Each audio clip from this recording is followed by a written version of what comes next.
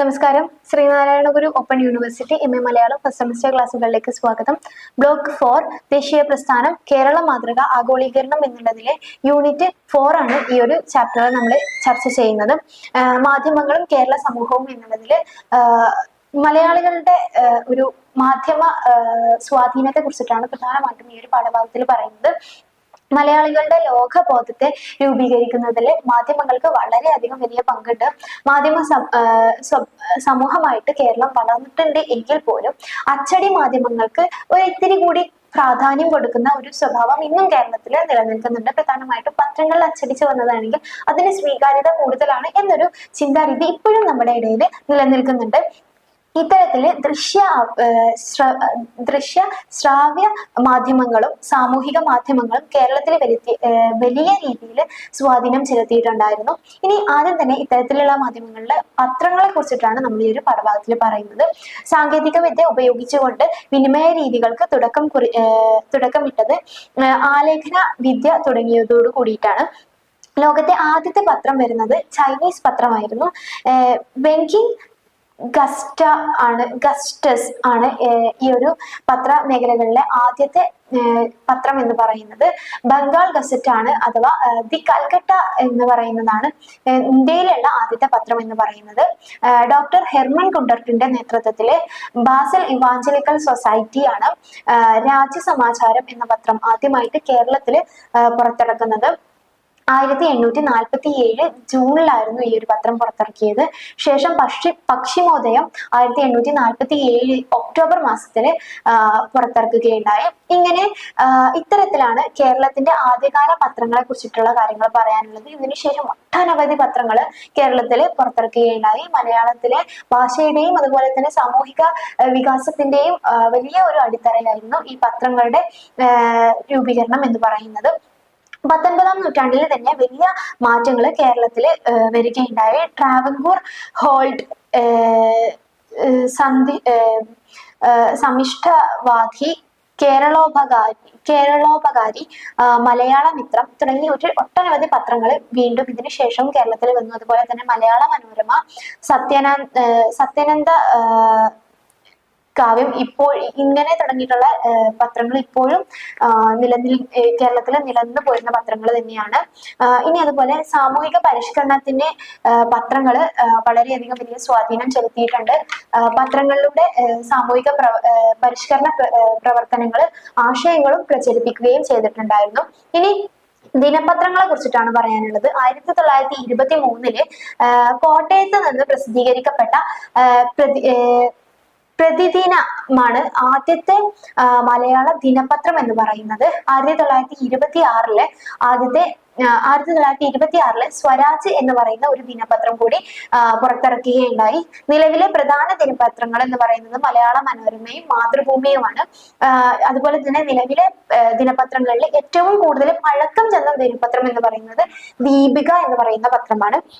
ഇതിനുശേഷം ഒട്ടനവധി ദിനപത്രങ്ങളും മറ്റുമൊക്കെ കേരളത്തിൽ ഉണ്ടായി. അതുപോലെ തന്നെ ഇപ്പോഴും ദിനപത്രങ്ങൾ നമുക്ക് സുപരിചിതവുമാണ്. ഇതുപോലെ തന്നെ റേഡിയോകളുടെ ആവിർഭാവവും കേരളത്തിന്റെ സാമൂഹിക പശ്ചാത്തലത്തിൽ വലിയ സ്വാധീനം ചെലുത്തുകയുണ്ടായിരുന്നു. ഇനി നമുക്ക് പറയാനുള്ളത് ടെലിവിഷനെ കുറിച്ചിട്ടാണ്. 20ാം നൂറ്റാണ്ടിന്റെ വാർത്താവിനിമയ രംഗത്ത് ഉണ്ടായ ഏറ്റവും വലിയ വിപ്ലവമാണ് ടെലിവിഷന്റെ കണ്ടുപിടുത്തം എന്ന് പറയുന്നത് എന്ന് നമുക്ക് മനസ്സിലാക്കാവുന്നതാണ്. 1982ഓടെയാണ് ബഹുവർണ്ണ ചിത്രങ്ങൾ ടെലിവിഷനുകളിൽ ലഭ്യമായി തുടങ്ങിയിരുന്നത്. അതുവരെ ബ്ലാക്ക് ആൻഡ് വൈറ്റ് മാത്രമായിരുന്നു ഉണ്ടായിരുന്നത്. 1982 തിരുവിതാംകൂറിൽ ആദ്യമായിട്ട് ടെലിവിഷൻ സംപ്രേഷണം ചെയ്യുന്നത്. 1985 ആദ്യത്തെ മലയാള പരിപാടി സംപ്രേഷണം ചെയ്തിട്ടുണ്ടായിരുന്നത്. ആഗോളവൽക്കരണം, സാമാന്യ സാംസ്കാരിക ഫലങ്ങളുമാണ് ഇനി അടുത്തതായിട്ട് നമുക്ക് ഈ ഒരു പാഠഭാഗത്തിൽ ചർച്ച ചെയ്യാനുള്ളത്. സാമ്പത്തിക, സാമൂഹിക, സാങ്കേതിക, സാംസ്കാരിക, രാഷ്ട്രീയ മണ്ഡലങ്ങളിൽ ലോകത്തിലെ പല രാജ്യങ്ങൾക്കിടയിൽ ഉണ്ടാകുന്ന ബന്ധത്തെയാണ് ആഗോളവൽക്കരണം എന്നുകൊണ്ട് അർത്ഥമാക്കുന്നത്. നമുക്കറിയുന്ന കാര്യമാണ്. അപ്പോൾ ഇതിന്റെ ഭാഗമായിട്ട് ഒരുപാട് പ്രത്യാഘാതങ്ങളും അതുപോലെ തന്നെ ഒരുപാട് മാറ്റങ്ങൾ ഓരോ രാജ്യത്തും ഓരോ പ്രദേശങ്ങളിലും ഉണ്ടായിട്ടുണ്ടായിരുന്നു. അപ്പോൾ ഇതിന്റെ പ്രത്യാഘാതങ്ങളാണ് ആദ്യം നമുക്ക് പറയാനുള്ളത്. ധനപരമായും തൊഴിൽപരമായിട്ടും നേരിട്ട അസ്ഥിരാവസ്ഥയും ആരോഗ്യ സംവിധാനങ്ങളിൽ വ്യാപകമായിട്ടുണ്ടായ സുരക്ഷയില്ലായ്മയും പാരിസ്ഥിതിക രാഷ്ട്രീയ രംഗങ്ങളിലുണ്ടായ അസന്തുലിതാവസ്ഥയൊക്കെയാണ് ഇതിന്റെ പ്രത്യാഘാതങ്ങൾ എന്ന് പറയുന്നത്. ഇനി ഉപഭോക്തൃ സമൂഹത്തെ കുറിച്ചിട്ടാണ് പറയാനുള്ളത്. 1960കളിലാണ് ഇന്ത്യൻ ഉപഭോക്തൃ സമൂഹം ഉണർന്നു വരുന്നത്. 1989 മാർച്ച് 15 ഇന്ത്യയിൽ ആദ്യമായിട്ട് ലോക ഉപഭോക്തൃ ദിനം ആചരിച്ചു. ഇതിനെ തുടർന്നിട്ടാണ് ഉപഭോക്തൃ സമൂഹം വളരെയധികം വലിയ രീതിയിൽ ശ്രദ്ധ നേടുന്നത്. കേരളത്തിന്റെ ശാക്തീകരണത്തില് വളരെ വലിയ ഒരു സ്വാധീനം തന്നെ ഇതിനുണ്ടായിരുന്നു. 2019 ഉപഭോക്തൃ നിയമം എന്നറിയപ്പെടുന്ന പുതിയ ഉപഭോക്തൃ നിയമവും നിലവിൽ വന്നിട്ടുണ്ടായിരുന്നു. ഇതോടെ തർക്ക പരിഹാര കമ്മീഷനും ഇതിന്റെ കീഴിൽ പ്രവർത്തനം ആരംഭിച്ചു. പാരിസ്ഥിതിക സൗഹാർദ്ദപരമായിട്ടുള്ള ഉപഭോക്തൃ മാതൃകയാണ് കേരളത്തിലെ ഓരോ ഗവൺമെന്റുകളും മുന്നോട്ട് കൊണ്ടുവരാൻ വേണ്ടിയിട്ട് ശ്രമിക്കുന്നത്. ഇനി നവമാധ്യമങ്ങളെ കുറിച്ചിട്ടാണ് ഈ പാഠഭാഗത്തിൽ പറയാനുള്ളത്. ഒരു ഭാഷയിലെ ഓരോ ലിപിക്കും ഓരോ ലിപിക്കും ആഗോളവൽക്കരണ തലത്തിൽ പ്രത്യേകം കോഡുകൾ നൽകുന്ന രീതിയിൽ യൂണിക്കോഡ്, എൻകോഡ് എന്നിങ്ങനെയുള്ള രീതിയിൽ സമ്പ്രദായം വളർന്നു വന്നതോടെയാണ് ഇന്റർനെറ്റിലും മലയാളികളുടെ സ്വാധീനം വളരെയധികം കൂടുന്നത്. 2002 വിക്കിപീഡിയ മലയാളം പതിപ്പ് പുറത്തിറക്കി.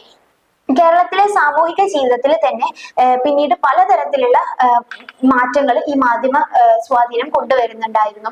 ഇത്തരത്തില് മാധ്യമങ്ങൾക്ക് പുതിയ ലോകത്ത് പല സാധ്യതകളും ലഭിച്ചു.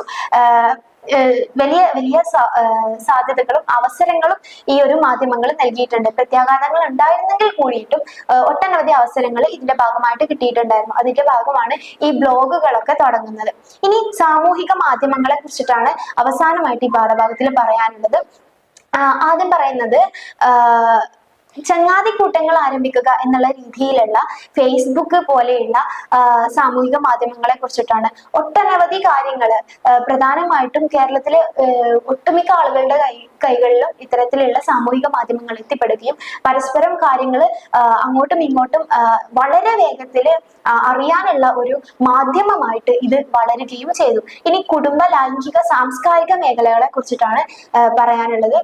കുടുംബങ്ങളിൽ ഇപ്പോ ഇന്നത്തെ സ്ഥിതി പരിശോധിക്കുകയാണെങ്കിലും പുരുഷ മേധാവിത്വം തന്നെയാണ് ഏറെക്കുറെ എല്ലാ പ്രദേശങ്ങളിലും കാണാനുള്ളത്.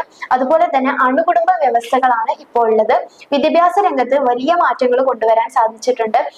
പാശ്ചാത്യ വിദ്യാഭ്യാസത്തിന്റെ ഭാഗമായിട്ടായിരുന്നു സദാചാര ബോധം വളരെയധികം ഉയർന്നു വന്നത്. ഏകദേശം ഒരു നൂറ്റാണ്ട് കൊണ്ട് നിലനിന്നിരുന്ന കുടുംബ സംഘടനയിലും വിവാഹം, ലൈംഗിക ബോധങ്ങൾ എന്നിവയിലെല്ലാം തന്നെ വലിയ മാറ്റങ്ങൾ ഇത് വരുത്തുകയുണ്ടായി. ഇനി കേരളം 21ാം നൂറ്റാണ്ടിലെ അവസ്ഥ വെച്ച് പരിശോധിക്കുകയാണെങ്കിൽ നമുക്ക് കേരളത്തിന്റെ മാറ്റം വളരെയധികം മനസ്സിലാക്കാൻ സാധിക്കുന്നതാണ്. സാമൂഹിക, സാംസ്കാരിക, വിദ്യാഭ്യാസ രംഗങ്ങളിലും മറ്റെല്ലാ തലങ്ങളിലും ഇന്ത്യയിലെ മറ്റെല്ലാ സംസ്ഥാനങ്ങളെ അപേക്ഷിച്ചും ഒരു പിടി മുന്നിൽ തന്നെയാണ് കേരളം ഉള്ളത്. അത്തരം മാറ്റങ്ങളിലേക്ക് നയിച്ച ഓരോ കാര്യങ്ങളാണ് നമ്മൾ ഈ ഒരു പാഠഭാഗത്തിൽ ചർച്ച ചെയ്തത്. അതോട് കൂടിയിട്ട് ഈ ഒരു യൂണിറ്റ്, ഈ ഒരു ബ്ലോക്ക് ഇവിടെ തീരുകയാണ്. Thank you all.